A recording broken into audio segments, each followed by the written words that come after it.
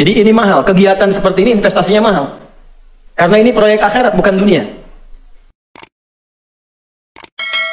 Dalam satu hadis diriwayatkan di Sunan Ibnu Majah, tersambung sanadnya pada sahabat Abu Darda radhiyallahu taala anhu, dari Nabi sallallahu alaihi wasallam, beliau bersabda, "Man sadaka tariqa yaltamisu fihi ilma, sahhalallahu lahu tariqan ilal jannah, wa innal malaikata la tad'u ajnihataha ridan li talibil ilmi, wa inna talibal ilmi yastaghfiru lahu man fis samawati wa man fil ardi hatta al-hitan allati fil bihar, wa innal ulama'a warathatul anbiya'i, wa innal anbiya'a lam yurithu dirhaman wala dinara walakinnahum warathul ilma fahadduhu biwahadin wafir," atau kama qala sallallahu alaihi wasallam.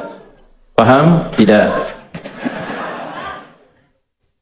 Siapapun, laki-laki perempuan, tua muda, besar kecil, bergelar ataupun tidak, salaka tariqa, yang menempuh perjalanan yang tidak mudah. Ada syari', ada tariq, itu berbeda.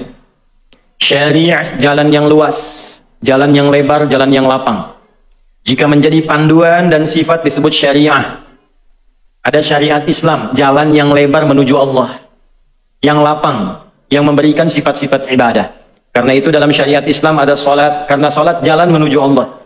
Supaya tersambung dengan Allah, supaya dapat ridha Allah, maka diberikan jalannya. Kalau punya harta, bagaimana diridhoi oleh Allah? Ada jalannya, ada zakat. Kalau kita ingin mengontrol diri, nafsu, supaya Allah ridha dengan keadaan perilaku kita, ada jalannya, puasa. Kalau ingin dikumpulkan latihan sebagai miniatur kehidupan, supaya sehari, 2 hari, 3 hari, sampai 7 hari sepekan baik, usahanya bagus, pikirannya jernih, dikumpulkan jalannya dalam haji. Itu syariat. Jalannya lebar, lapang. Yang sekiranya belum bisa tahajud, ada duha, lapang sekali. Dari subuh ke zuhur, luas. Zuhur ke asar, lapang. Itu syariat, jalannya syariat. Tapi tariq berbeda. Tidak mudah. Kadang jalannya berliku, kadang macet, kadang rebutan saf, kadang juga mau masuk sudah tertutup, ya. Tapi semuanya dihitung oleh Allah melalui lisan Rasulullah SAW tanpa kecuali. Jadi tidak membedakan apakah di dalam masjid, di luar masjid, di parkiran, semua yang sudah berjuang datang ke satu tempat. Yaltamisu fihi ilma, tujuannya satu, untuk mendapatkan tambahan ilmu yang mendekatkan dia dengan Allah. Bukan ilmu biasa. Mendapatkan tambahan ilmu yang dengan itu membuat dia semakin dekat dengan Allah. Tujuannya betul-betul itu. Ya. Jadi kalaupun terpaksa harus angkat handphone memvideo, supaya ingat ada ilmu yang mendekatkan dia dengan Allah. Sahhalallahu lahu tariqan ilal jannah. Maka setiap langkahnya, lelahnya, pilunya, hartanya, keringatnya, Allah perintahkan pada malaikat, hitung semua itu, lipat gandakan untuk meringankan langkah dia menuju surga saat hisab dilakukan. Jadi ini mahal, kegiatan seperti ini investasinya mahal. Karena ini proyek akhirat bukan dunia. Ya, proyek akhirat bukan dunia. Kenapa diberikan tawaran dunia? Konser yang harus bayar, belum tentu dapat apa-apa, Anda mengeluarkan uang berdesak-desakan mencari dunia.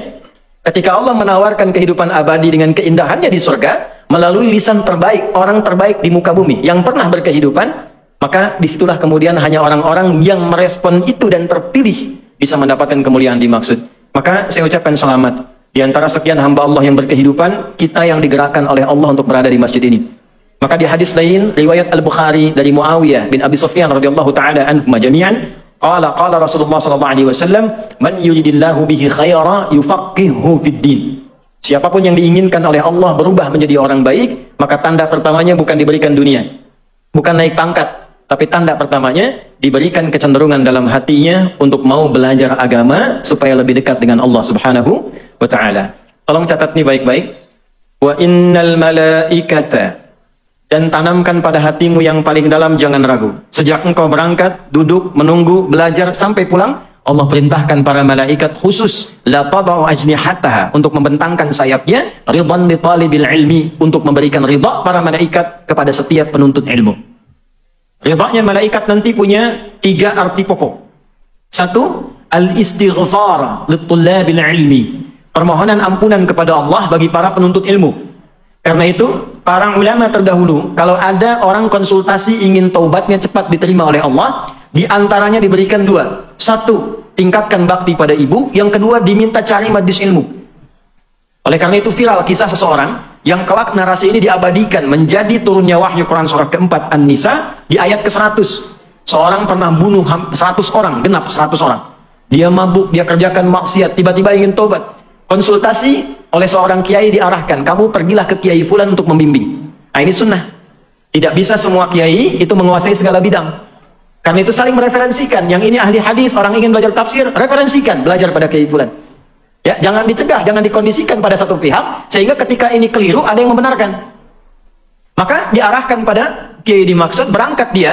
Saat berangkat itu dengan niat ingin berubah, ini man salaka tariqa, ingin berubah dengan niat yang sangat kuat. Di perjalanan maut datang menjemput, belum sampai ke majelis ilmu.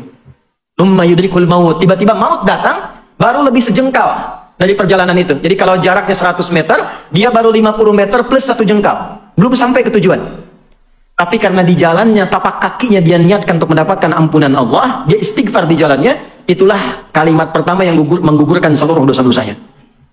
Dihapuskan dosanya, lebih sejengkalnya menjadi amalan baru bagi dia. Maka taubatnya diterima, dosanya digugurkan, dan dengan amalan sejengkal dimasukkan ke dalam surga Allah Subhanahu wa ta'ala. Wa may yuhajir fi sabilillah yajid fil ardi maraghaman katsiran wa sa'ah. Wa may yakhruj min baitihi muhajiran ila Allah wa rasulihi thumma yudrikul maut faqad waqa'a ajruhu 'ala Allah.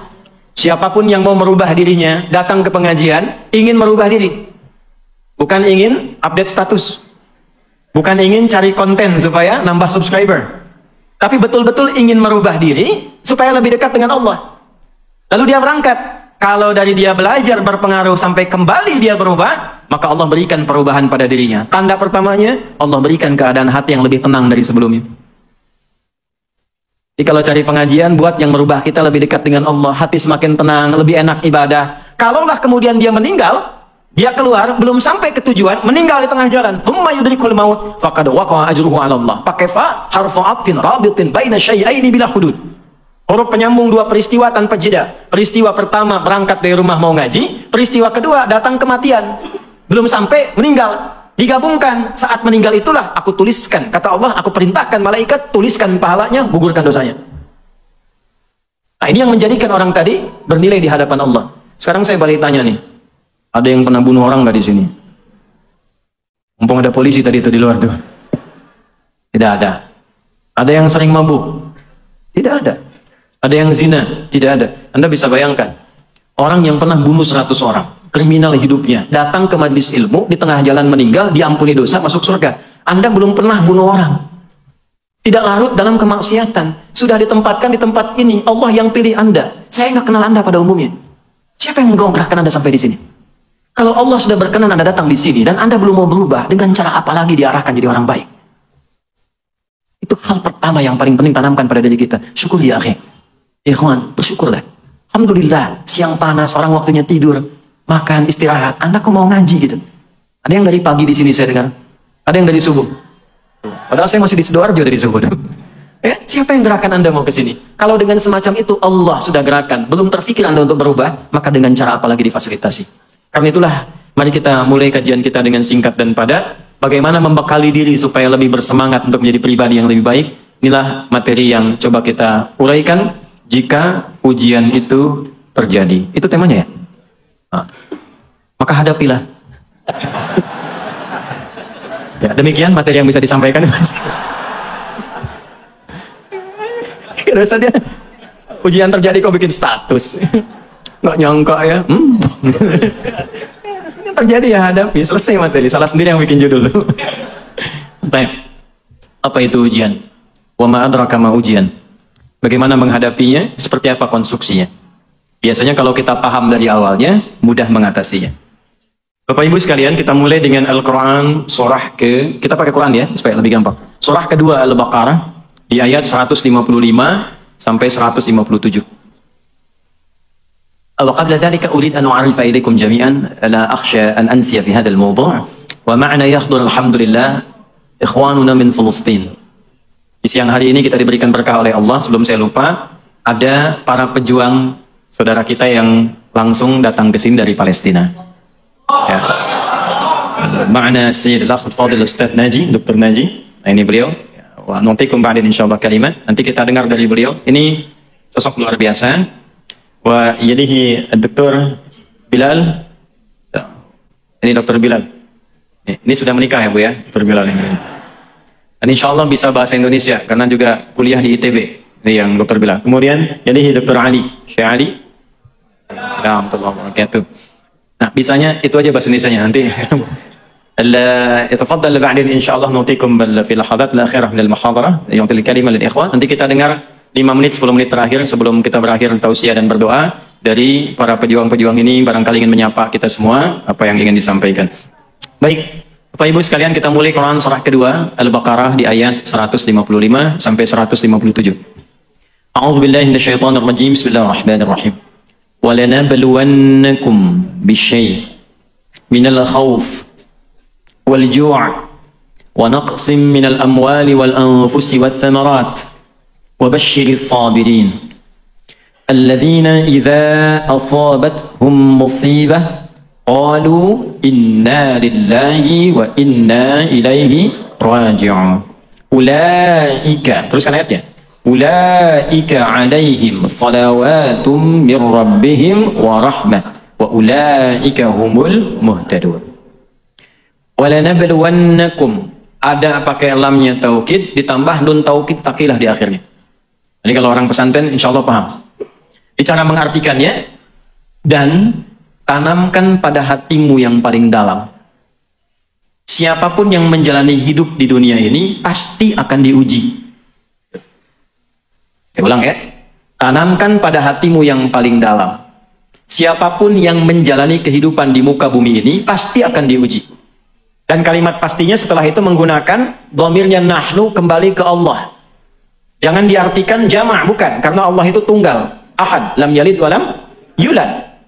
Tunggal, ahad, ada wahid, ada ahad, itu beda. Kalau wahid satu, ada yang kedua, wahid, itsnain, talatah, dan seterusnya. Kalau mau membentuk wahid jadi satu-satunya, sifatkan dengan sifat sebelumnya. Misal, Tuhan satu-satunya, sebutkan Tuhannya, tambahkan wahid. Wa ilahukum ilahum wahid, maka kalimat ilah menjadi tunggal. Tapi kalau dihilangkan, ganti ahad. Qul huwallahu ahad, satu-satunya. Maka kalau ada bentuknya na, itu artinya ta'zimun nafsi li ta'zimi sya'ni. Menghadirkan keagungan Allah untuk menunjukkan satu hal yang penting yang akan disampaikan. Jadi kalau ada yang istimewa, yang penting itu digunakan dhamirnya nahnu. Sambil contoh begini.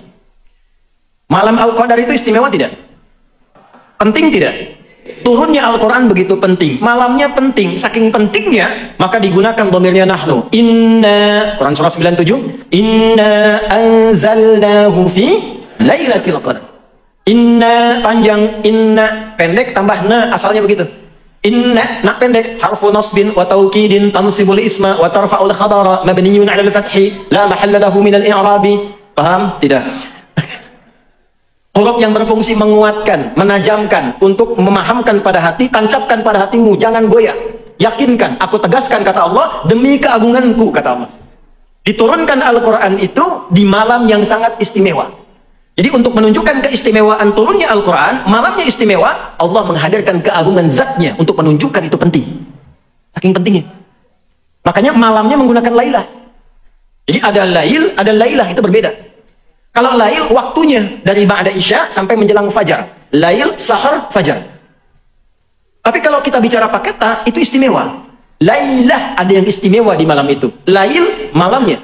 Jamaknya layali, lala, lili, lela, layali, malam. Ibu leli, ibu malam-malam. Balik. Walanabluwannakum. Dan demi keagungan zatku, kata Allah. Aku informasikan, jangan sampai ragu. Setiap kalian yang hidup menjalani kehidupan di bumi ini pasti akan diuji. Nah, jadi persamaan pertama, ini tolong dibayangkan saja ya. Biasanya suka saya tulis, tapi karena kita agak padat, jadi dibayangkan. Hidup, yang hidup pasti diuji. Pengertian terbaliknya begini, pengertian terbaliknya. Fokus baik-baik. Semua orang yang hidup pasti menghadapi ujian. Pengertian terbaliknya, yang tidak diuji, yang tidak ingin hidup. Hanya orang yang sudah meninggal yang tidak diuji. Tuh. Kalau masih hidup, pasti diuji. Jadi sepanjang kita merasa hidup, pasti ada ujian. Hanya dengan meninggal, ujian selesai. Saya tanya, siapa yang tidak ingin diuji? Ayo angkat tangan. Kan? Alhamdulillah, selesai masalah kita. Jadi sepanjang kita hidup, itu pasti ada ujian. Macam-macam. Minal khauf, ada yang gelisah, khawatir. Tadi kan gelisah, ustaznya benar jadi datang nggak ya? Gitu. Jam berapa kajiannya dimulai? Kan? Ya. Wal ju', mulai lapar. Ini ada snacknya nggak ya? Gitu. Wa naqsi minal amwal, harta mulai berkurang. Yang tadinya di atas, tiba-tiba Allah arahkan supaya ada penyesuaian. Ada yang kena PHK, ada yang pindah kerja. Wal anfus, yang sakit, ada yang meninggal. Wat thamarat, itu koreksi sedikit di terjemahan. Di terjemahan diartikan buah-buahan. Saya agak kurang sepakat, karena kalau cuma buah-buahan, tukang sayur nggak diuji. Ya, itu pakai balaghah bacanya, pakai kiasan. Maksudnya apa? Kalau nanam buah itu kan kita nanam benihnya dulu, dirawat tumbuh, jadi pohon, jadi buah, baru dipetik. Ada yang sudah kerja keras demikian, besok mau panen, malam diambil orang. Anda yang ikut tender, hasilnya diambil orang. Anda yang usaha, hasilnya diambil orang. Itu semua bisa terjadi, ya, akhi. Yang kita hadapi. Wa basyiris sabirin. Nah, ini yang hebat. Ini yang mau saya katakan, ini solusinya. Muhammad, berikan kabar gembira kepada orang yang sabar saat menjalani ujian itu. Ini jawaban pertama, temanya, jika ujian itu datang, jawab oleh Quran, bersabarlah. Belum selesai ini, pemahamannya begini. Kalau Nabi berikan berita gembira pada kita, kitanya gembira nggak? Saya ulang ya, kalau Nabi ngasih kabar gembira ke kita, kitanya gembira nggak? Yakin? Baik. Kalau gembira, berarti nggak boleh ada keluhan. Nggak ada orang dikasih kabar gembira mengeluh. Bapak naik pangkat. Ya, kok kenapa mesti saya? Bapak dapat uang 1 miliar. Aduh, kenapa harus sekarang? Nggak ada orang dikasih kabar gembira mengeluh. Nggak ada meratap, nggak ada marah-marah. Kan gembira. Masa gembira marah? Jadi ada orang hebat, dapat ujian malah gembira.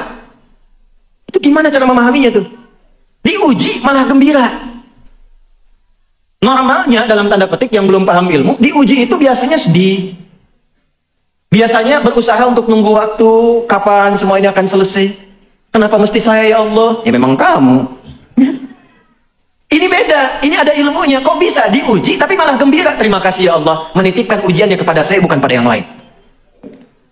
Nah, ilmunya seperti apa? Kita teruskan dulu. Alladzina idza asabathum musibah qalu inna lillahi wa inna ilaihi raji'un. Perhatikan, ketika menyampaikan konsep ujian pakai kum, tuh penting sampai diingatkan, ngomong ya, hati-hati nih, perhatikan.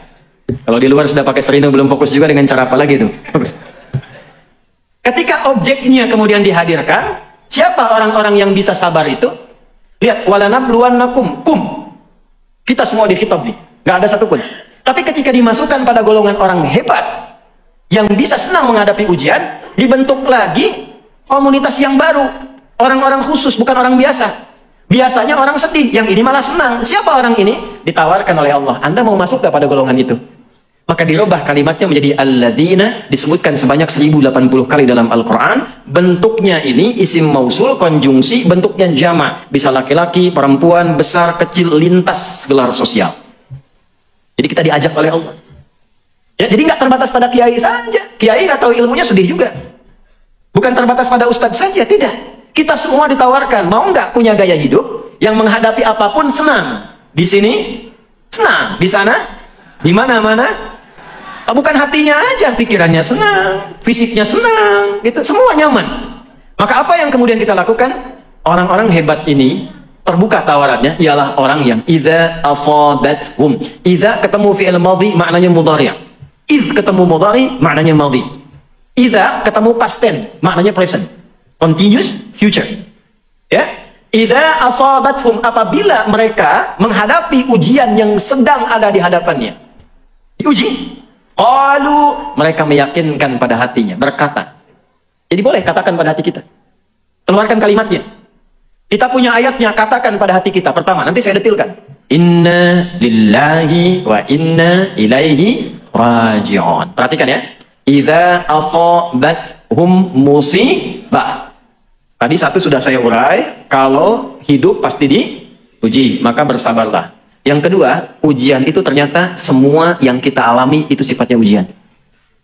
Jadi Anda jangan batasi yang kita alami jadi ujian itu yang kita pandang jelek saja. Tidak. Tidak. Semua ini ujian. Ini saya ketemu Anda, ini ujian saya nih.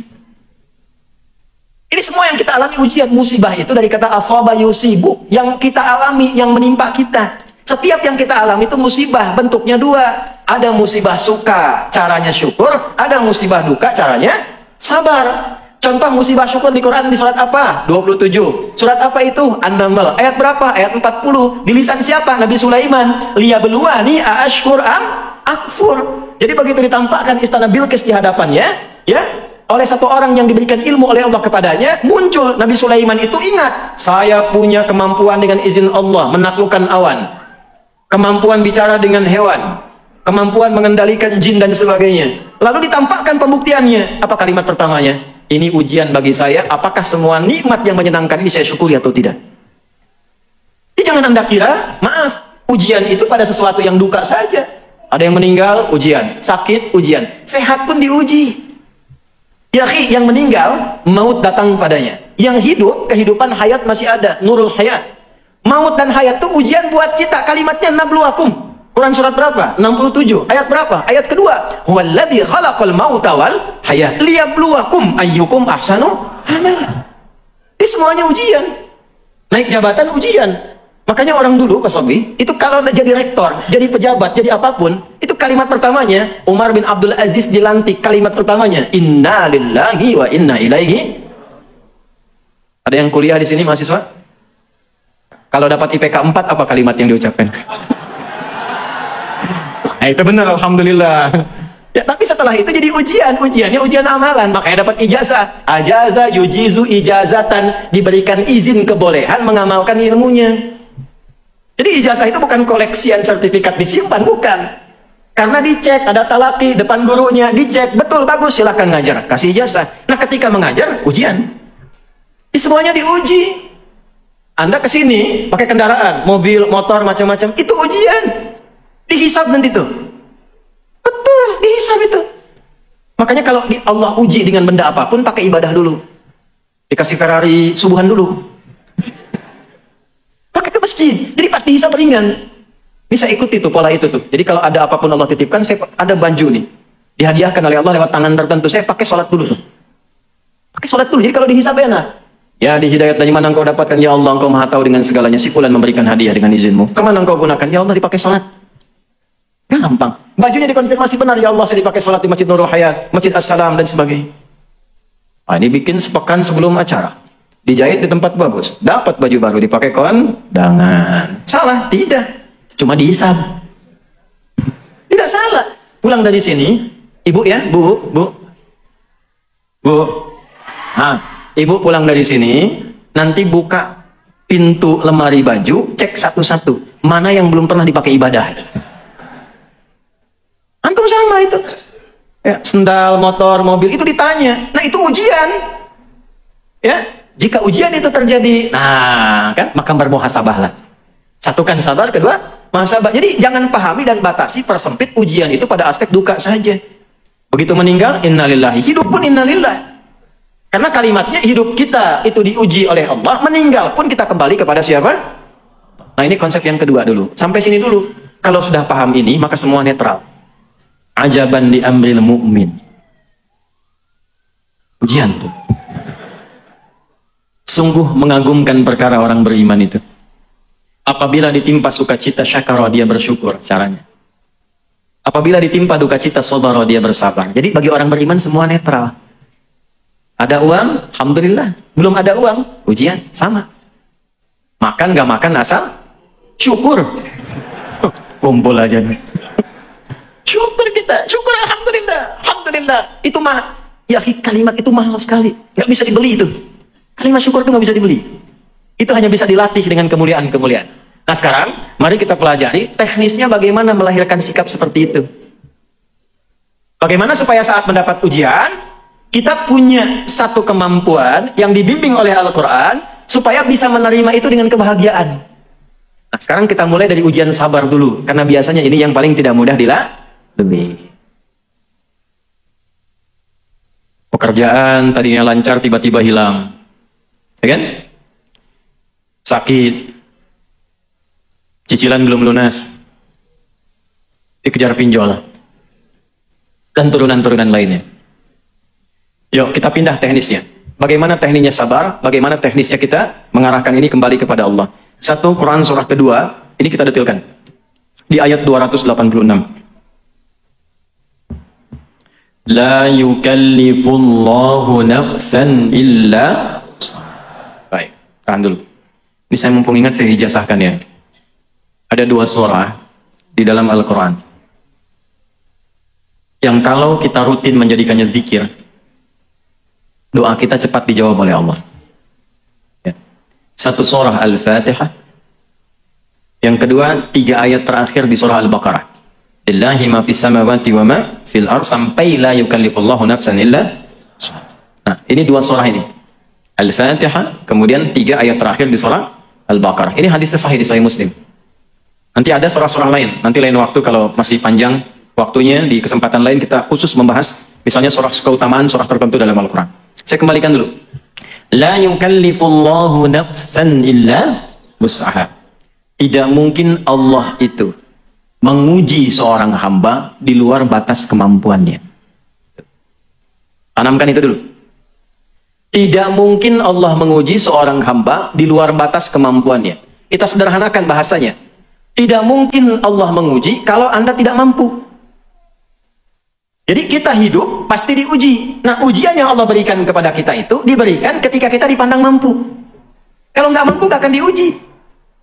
Jadi kalau Anda sekarang punya masalah, ibu seberat apapun, itu artinya ibu dinilai mampu, Adi Hidayat tidak mampu. Karena itu ujian yang Anda alami tidak diberikan kepada saya, kepada Anda, karena Anda dinilai mampu. Kalau nggak mampu nggak akan dikasih. Itu harus yakin. Makanya kita baca Quran pertama pakai iman. Kalau nggak pakai iman susah.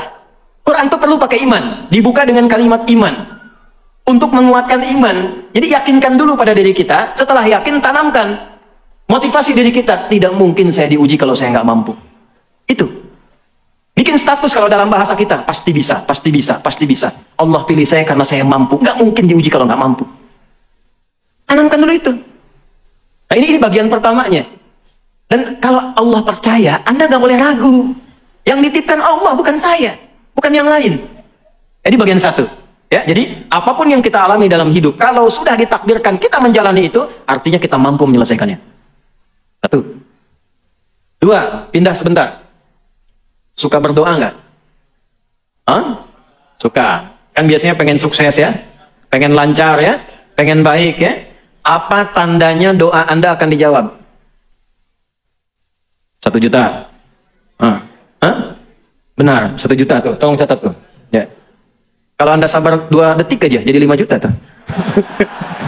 Cuman tercatatnya kan 1 juta. Mas, yang ini mas ya. Apa tandanya bahwa doa Anda akan dijawab? Diberi ujian. Itu tandanya. Nih, saya kasih tahu sebentar. Ini saya baru ikut wisuda tadi nih. Ya. Ini rektornya nih, Pak Sobi nih, ketua SD-nya. Bagaimana tandanya seseorang itu bisa diwisuda? SD pengen naik ke SMP, SMP pengen ke SMA. Bagaimana caranya bisa naik? Diuji dulu. Kalau nggak ikut ujian, dia nggak akan naik kelas. Nggak mungkin tiba-tiba wisuda, tak pernah ujian. Pasti disoal.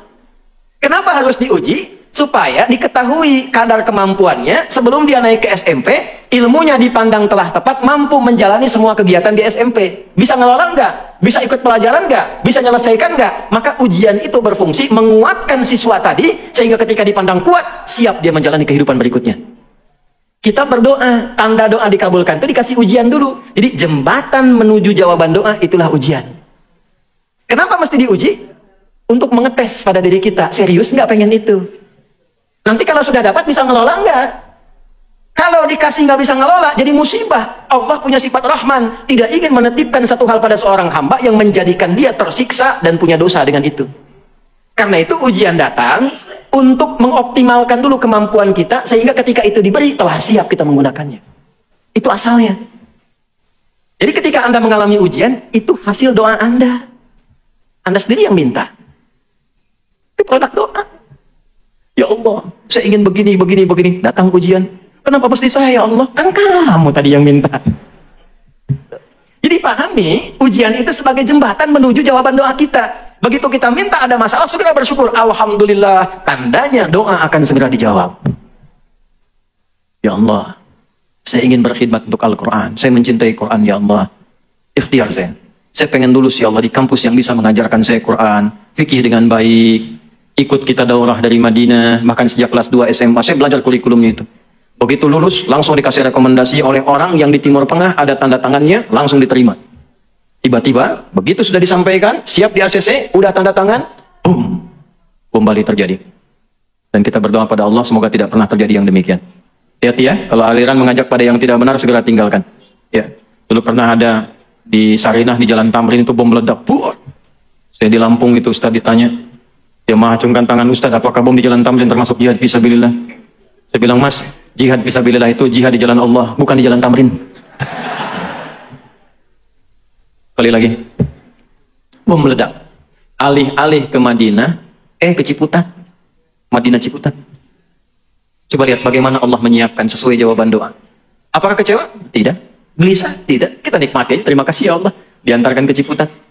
Ternyata ada kurikulum baru, cabang dari Al-Azhar kurikulumnya, namanya Dirasat Islamiyah wal Arabiyah. Di situ yang ngajarnya yang Arabnya, yang muftinya, konstruksi hukumnya. Sebelum berangkat saya disiapkan dulu. Tiba-tiba setelah 2 tahun semester 5, saya ngambil semester pendek. Tinggal 1 bagian lagi selesai saya. Ditelepon. Tadi, ini ada kuota ke Libya 2 orang. Tolong carikan. Siap saya cari. Begitu saya carikan, ketemu 1. Saya bilang, Ustadz, dulu namanya Ustadz Yad Mulyana. Ustadz cuma ada 1. Kenapa nggak Ananda yang temani saja ke sana? Sudah saya berangkat. Niat mematuhi guru. Berangkat saya. Matuhi kiai, kita berangkat. Bismillah. Nyampe ke sana, ini yang saya cari. Di kampus itulah ternyata alhamdulillah yang kuliah hanya tulabul ilmi, duat saja, calon ulama saja. Belajarnya terukur di absen, bolos 3 kali langsung pulang. Kalau nyontek ketahuan pasti 100% rekornya. Langsung 2 jam diberikan persiapan untuk pulang, kemas-kemas barang, dikawal oleh bagian imigrasi ke bandara, dikasih catatan di dekat pasportnya, orang ini nyontek gak boleh kembali. Harap-harap ke Madinah, berangkatnya ke Tripoli. Ternyata mazhab pertama di Madinah itu kan Maliki. Imam Malik itu Imam Darul Hijrah, lahir di Madinah, tumbuh di Madinah, wafat di Madinah. Mazhabnya Maliki, Darul Hijrah. Saya diantarkan ke tempat pertama mazhab Maliki itu berada. Sekarang menyebarnya di mana? Afrika Utara, di Tripoli, Libya, mazhabnya Maliki. Maka berangkat ke sana, ngaji tafsir, kemudian ke Kairo, ke Syekh Tantawi, Jauhari. Belajar tafsir, ngambil tafsir Al-Wasit, belajar di Bungoth, dapat hadiah kitab tafsir Al-Wasit, dapat mazhab Syafi'i. Belajar dengan Syekh Wahbah Zuhaili, lalu ngambil Maliki, ngambil Syafi'i, ternyata dari situ diberangkatkan juga ke Saudi. Akhirnya kita ke Ummul Qura, kita kunjungi Madinah, dapat Hambali. Pulang-pulang ketemu teman-teman dari Asia Selatan, India, Pakistan, ya kan? IPB, India, Pakistan, Bangladesh. Ya? Ternyata itu apa? Hanafi. Jadi kita berharap 1 mazhab, Allah antarkan 4 mazhab. Karena kebutuhan rakyatmu, kebutuhan masyarakat umatmu di Indonesia, bukan 1-2 mazhab. 4 mazhab. Disitulah kita belajar, oh ternyata alumni kita itu luar biasa. Ada yang ke Madinah, ada yang ke Libya, ada yang ke Maroko, ada yang ke Tunis. Pulang-pulang menyebar. Yang dari Madinah pulang ke Surabaya, baca bismillahnya karena Hambali disirkan keluar. Bismillahirrahmanirrahim. Alhamdulillahi Rabbil Alamin. Yang pulang kemudian dari Mesir, baca bismillahnya dijaharkan. Bismillahirrahmanirrahim. Alhamdulillahi Rabbil Alamin. Yang pulang dari Libya, dari Tunis, yang dari Asia Selatan, itu Maliki dan Hanafi, bismillahnya tidak dibaca langsung hamdalah. Alhamdulillahi Rabbil Alamin. Setelah dicek, Allahu Akbar. Ternyata cara baca bismillah dipelajari 4 mazhab, ada 4 cara. Kurang lebih ada yang menghitung 70 hadis, caranya ada 4. Bisa dibaca keras jahar, bisa disirkan silent, bisa tidak dibaca sama sekali, bisa dibaca rakaat pertama bismillah jahar, selanjutnya nggak dibaca. Seperti Imam Madinah yang kemarin bacakan di Istiqlal. 4 cara. Kalau tidak belajar itu masalah. Saya jadi petugas haji 2010 di Masjidil Haram. Orang pertama yang menerima jemaah Indonesia, imamnya Syekh Sudes pada waktu itu salatnya Isya. Istawu, istaqimu. Allahu Akbar. Subhanallah. Alhamdulillahi Rabbil Alamin. Komen jemaah samping saya, iki imamnya Muhammadiyah ya. Saya nggak jadi takbir. Muhammadiyah cabang Masjidil Haram.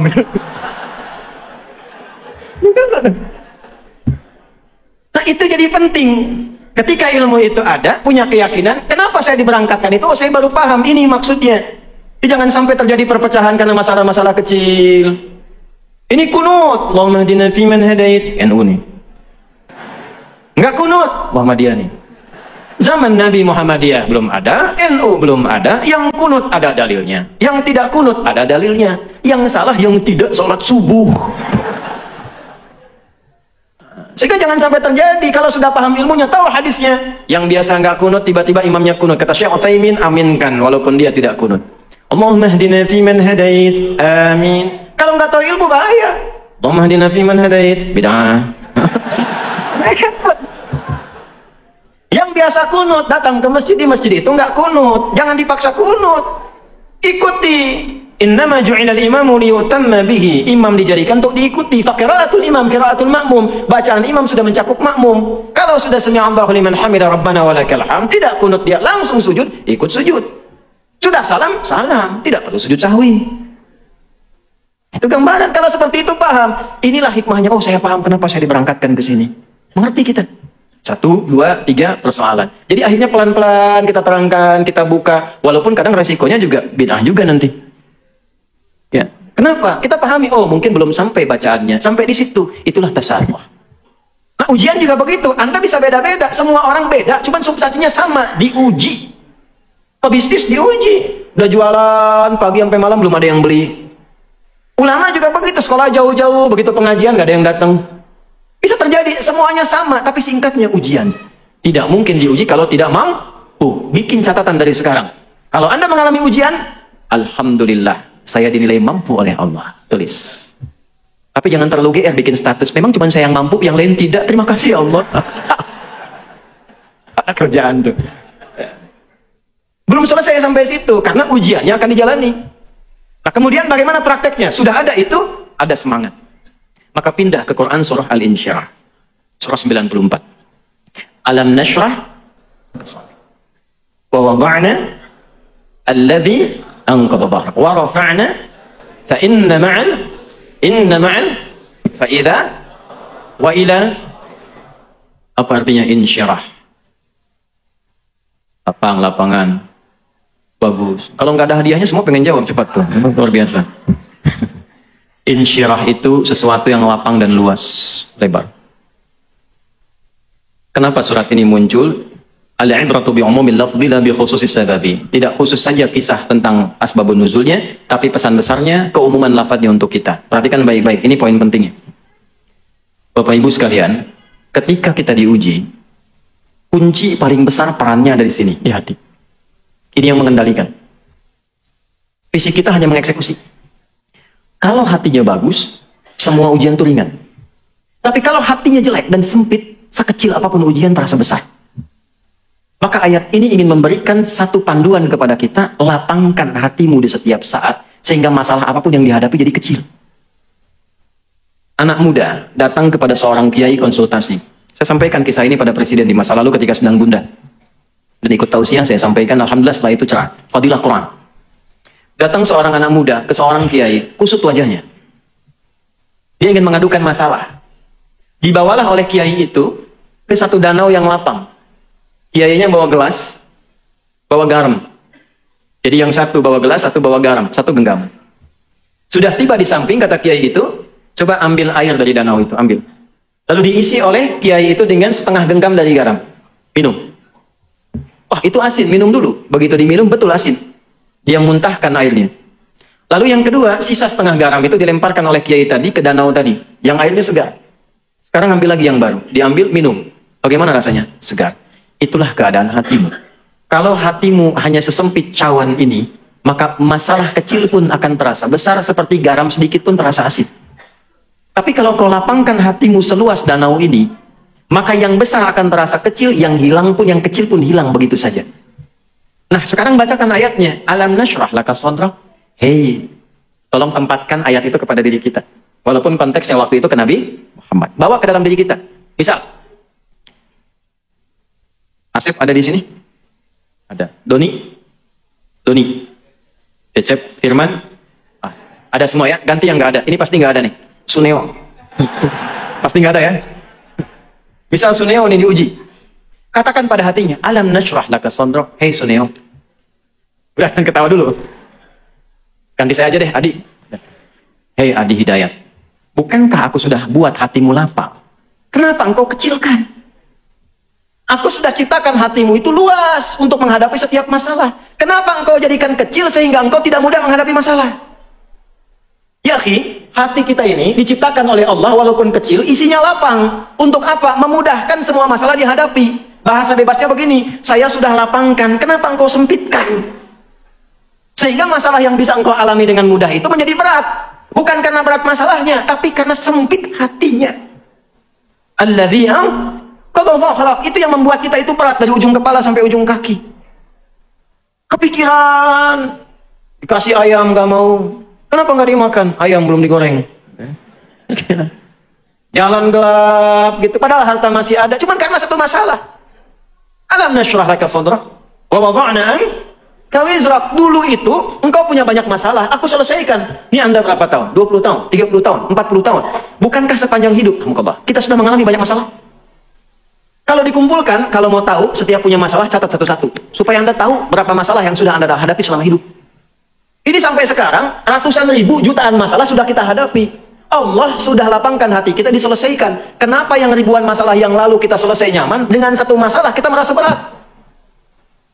Aku sudah lapangkan hatimu, sehingga ribuan masalah di masa lalu bisa selesai. Kenapa dengan satu masalah yang sekarang engkau begitu berat? Barangkali engkau sempitkan hatimu itu. Secara psikologi, kalau sekarang punya masalah, lihat masa lalu.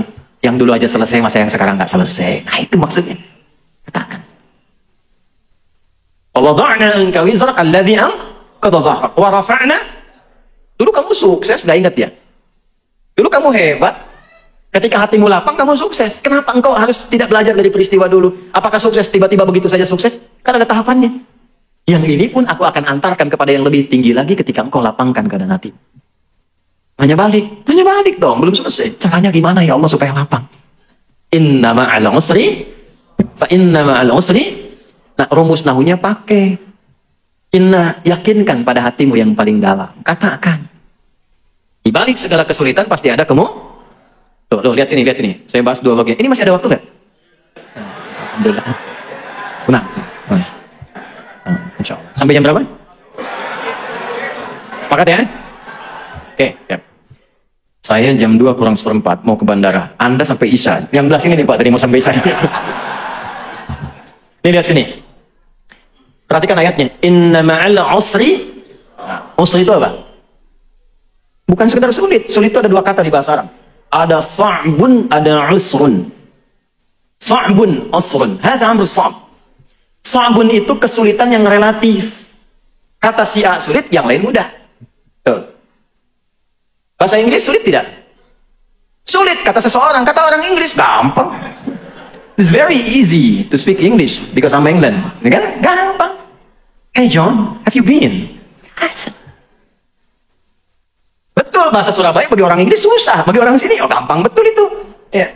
Bahasa Arab itu, bahasa Arab. Itu gampang sekali. Saya tinggal di Arab. Paling mudah bahasa Arab. Saking gampangnya, anak-anak kecil tuh bisa dari kecil bahasa Arab. Jangan Anda katakan karena dia tinggal di Arab. Karena unta sudah ribuan tahun di Arab, gak bisa bahasa Arab. Beo Surabaya, bawa ke Arab, ajarin kaifa haluk dalam sehari. Kaifa haluk. Beo. Halo? Itu sa'bun, relatif. Tapi yang usrun, semua menganggap sulit. Siapapun menganggap sulit. Bawa mobil mudah atau sulit? Sulit, bawa mobil. Mengendarai mobil, relatif. Bawa mobil sulit. Coba praktekin di luar tuh. Bawa mobil.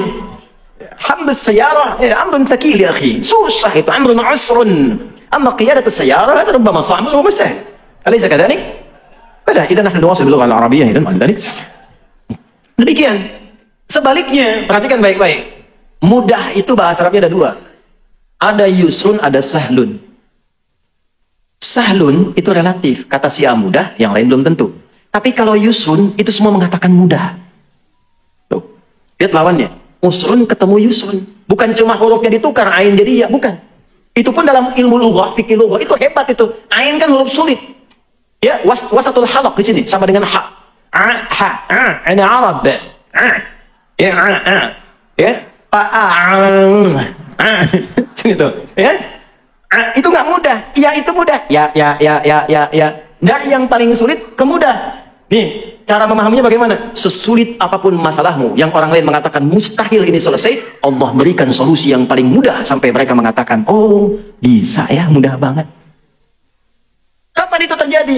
Ketika Anda menancapkan keyakinan pada diri Anda. Jangan goyah, yakin tanpa ragu. Dari mana taunya? Inna tadi pakai harfu nasbin wa taukidin tansibul isma wa tarfa'ul khabara mabniun al fathi la mahalla lahu min al-i'rab. Pakainya pakai ilmu balaghah. Nasab, tancapkan. Nasab ar-rajulu asahu fil ardi. Menancapkan tongkat dengan kuat tanpa ragu. Tancapkan pada hatimu, jangan ragu. Katakan. Makanya boleh, Bu, diungkapkan dengan lisan. Jangan pendam di hati. Ungkapkan dengan lisan. Bagaimana kalimatnya? Pasti selesai. Kalau terjemah begitu, di balik kesulitan ada kemudahan. Kepanjangan, pasti selesai. Ada solusinya. Tulis, katakan pasti bisa, pasti bisa, pasti bisa. Kalau yang pertama tadi, tidak mungkin saya diuji kalau saya nggak mampu. Mampu. Yang kedua, pasti ada solusinya, pasti bisa. Itu yang punya ayatnya kita, yang pakai orang Jepang. Saya ngajar di Jepang dan belajar bahasa Jepang. Saya belajar bahasa Jepang. Watashi wa Indonesia no adi desu. Saya Adi dari Indonesia. Ya. Kami buka sekolah di Saitama. Ada sekolah Islam pertama di Jepang dari TK sampai SMA. Itu kurikulumnya dari kami. Mau dibuka November nanti, tanggal 10, Hari Pahlawan. Yang mau saya katakan, di Jepang anak TK itu mempraktekkan makna ayat ini. Jadi kalau mereka sudah mau belajar, mengatakan, bisa, kami bisa, kami bisa, kami bisa.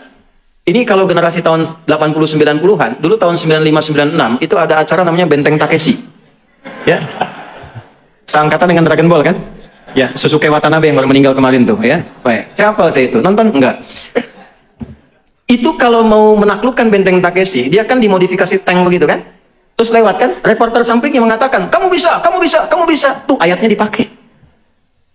Di Korea, anak-anak TK Korea itu sebelum masuk kelas, karena Jepang bilang bisa, mereka mengatakan lebih dari Jepang, lebih dari Jepang, lebih dari Jepang.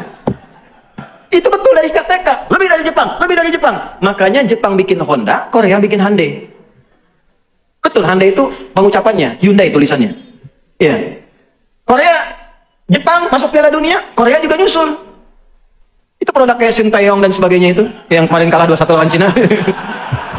Sebentar lagi kita ketemu Jepang itu, hafal saya hafal. 1-1 dengan Australia, 1-1 dengan Saudi, 2 sama dan 96+3. Ya, aku di Bahrain, hafal saya itu. Ya, karena line up-nya kurang bagus waktu di Cina, mungkin persiapan Jepang yang turun pertama ya tidak seperti yang sebelumnya, maka kalah 2-1. Saya hafal, nonton? Enggak. Betul, saya nggak nonton cuma saya senang baca. Senang baca, lihat supaya aktual dalam dakwanya. Sir Alex Ferguson baru dipecat, saya tahu. Anda belum tentu tahu tuh. Sir Alex Ferguson itu duta MU untuk global. Kemarin baru dipecat karena gajinya kemahalan. 33 juta itu pound setahun, kemahalan. Dipecat beliau, kemudian Eric Cantona marah tuh kemarin tuh. Apa saya? Nonton? Enggak. Kenapa ke situ? Balik lagi ya. Nah, katakan pada diri kita itu, saya mampu, saya bisa. Ini pasti selesai. Katakan. Supaya termotivasi. Nah, nanti setelah itu, jangan sampai di situ aja. Pasti bisa, pasti bisa. Tapi nggak ada ikhtiarnya, ya tetap nggak akan selesai. Fa'idha faraghta. Nah, mitigasi masalahnya apa sih sebetulnya? Kenapa ini sulit sekali? Apa masalahnya? Apakah masalah fisikal, intelektual, atau spiritual? Ini kok kerja susah sekali, melamar sudah kemana-mana. Tolak lagi, coba dicek. Mungkin bukan kurang pintar. Mungkin bukan kurang muter, kurang usaha. Mungkin kurang dekat sama Allah. Sehingga nanti paham hikmah. Ini ya, ini saya kasih rahasia di masjid ini. Ini sudah 4 rahasia saya kasih. Ini buat masjid ini saja. Tapi tolong jagain di antara kita ya. Shh. Rizki itu. Kedengaran? Tidak bisa jawab. Kedengaran tidak bisa jawab. Rizki itu hukumnya kalau kita bergerak itu tercatat untuk dikeluarkan. Rizki itu kalau kita bergerak hukumnya tercatat untuk diberikan. Keluarkan. Ingat baik-baik itu. Jadi tidak ada yang sia-sia dalam ikhtiar kita mencari rizki. Kalau kita bergerak itu dihitung. Perkara diberikannya kapan, nanti Allah sesuaikan dengan maslahat kita. Makanya kenapa sering Anda ikhtiar, nggak dapat-dapat, begitu dapat agak lama jadi banyak. Itu akumulasi dari awal sampai hari itu. Itu rumus. Itu ada rumus di Quran, surah ke-51. Di ayat ke-22, wa fis samai rizqukum wa ma tu'adun. Dan di langit rizkimu telah ditetapkan dan dijanjikan akan diberikan. Kapan janji itu diberikan? Ketika Anda ikhtiar. Kalau kita ikhtiar itu keluar dengan apapun caranya. Ini kan cuma penyebutan tuh beda. Si fulan pejabat, si fulan pedagang, itu kan nama manusia, perbedaan saja. Intinya rizkinya diberikan. Itu sudah hukum. Jangankan manusia, hewan pun kalau mengikuti hukum ikhtiar diberikan. Dan kadang-kadang nggak masuk akal. Ya, karena masuk ke iman, untuk penanda iman, bukan cuma ke akal. Saya tanya nih untuk membuktikan. Bu, ibu tahu cicak? Tahu. Makanannya apa? Nyamuk. Pak, nyamuk bisa terbang nggak? Cicak? Bagaimana cicak beraktivitasnya? Merayap. Di mana? Masukkan ke dalam logika. Makhluk cicak merayap, makanannya terbang. Yang mau makan nggak punya sayap. Masuk logika nggak? Kalau Allah titipkan ilmu, akal, sedikit aja pada nyamuk, itu cicak jadi mainan. Cicak, kayak tangkap. Hikmah Allah nggak ngasih akal ke hewan. Tapi perhatikan nih, cicak itu cuma diperintah merayap. Walaupun di dinding, itu pun kadang diam-diam. Kita diajarin orang tua kita kan, cicak diam-diam, datang. Perhatikan, bukan cicak mendatangi nyamuk, nyamuk mendatangi cicak. Kapan nyamuk datang ke cicak? Kalau cicaknya merayap. Sekalipun diam-diam. Kalau cicaknya nggak mau merayap, nggak akan datang nyamuknya. Cicak-cicak di dinding, diam-diam merayap. Merayap. Merayap dia walaupun diam-diam. Datang seekor nyamuk, nyamuk didatangkan oleh Allah kepada cicak. Kalau cicaknya mau merayap, sekalipun diam, ya. Datang seekor nyamuk selanjutnya. Ayo silakan tuh. Itu. Ikhtiar faidah, kita punya ayatnya. Malu sama cicak? Malu. Kita punya ayatnya, cicak yang praktekkan.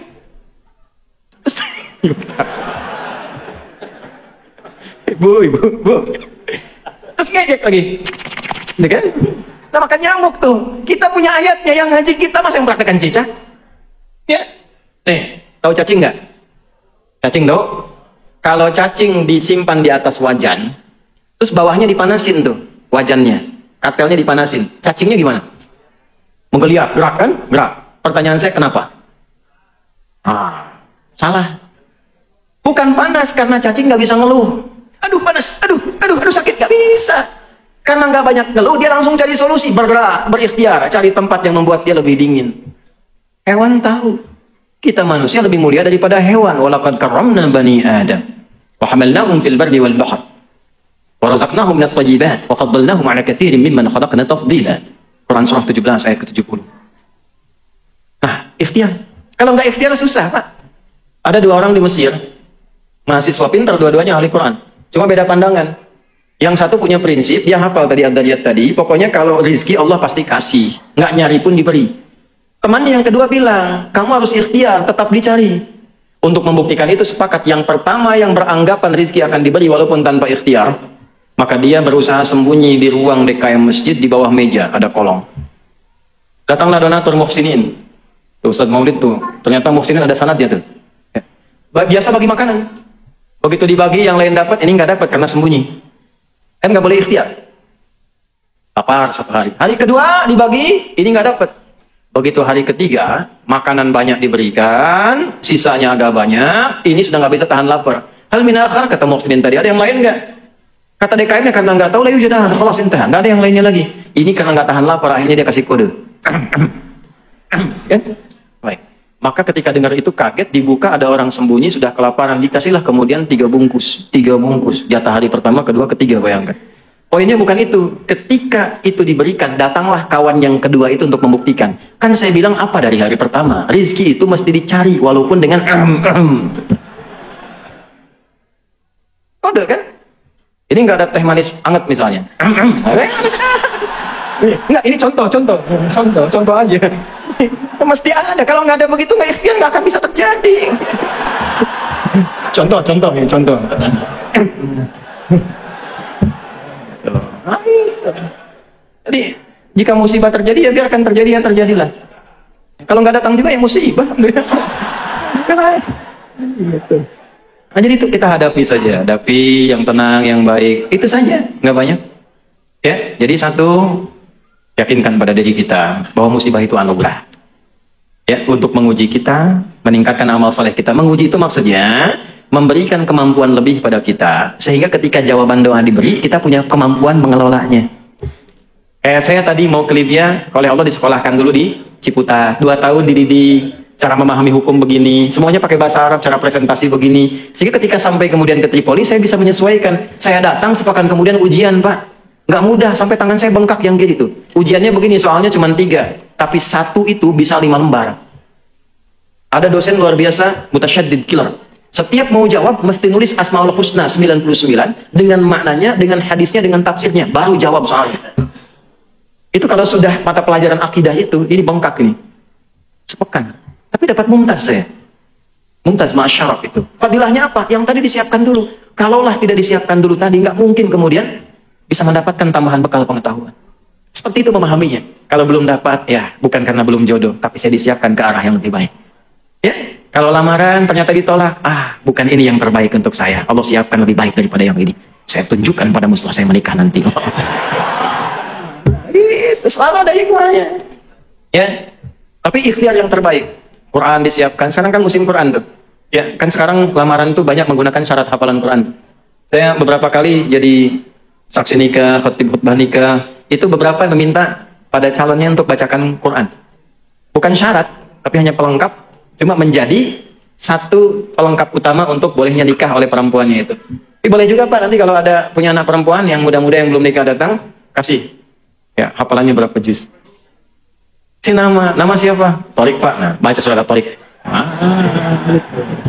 Gitu kan? Ada yang kedua, nama siapa? Anas Pak. Ya baca surat Anas. Ada gitu. Yang enak yang ketiga tuh, nama siapa? Waduh, nama Yusuf tuh. Ayat panjang. Yusuf Pak, cuma panggilan sehari-hari kulhu. Ya itu ya yang kita kaji hari ini. Amanat saya 2. 1, jaga sholat. Saya mohon kalau bisa saling mendoakan, upayakan tahajud. Ya. Kalau sholat 5 waktu nggak usah ditanya, itu standar. Tahajud itu luar biasa fadilahnya. Kalau bisa jangan tinggal, kalau masih mampu menunaikannya. Berusaha walaupun sunnah hukumnya. Yang kedua, Quran. Saya mohon Quran, jadi ahli Quran. Jadi ahli Quran. Sehari baca Quran. Baca ya, baca Quran. Mau tidur baca dulu.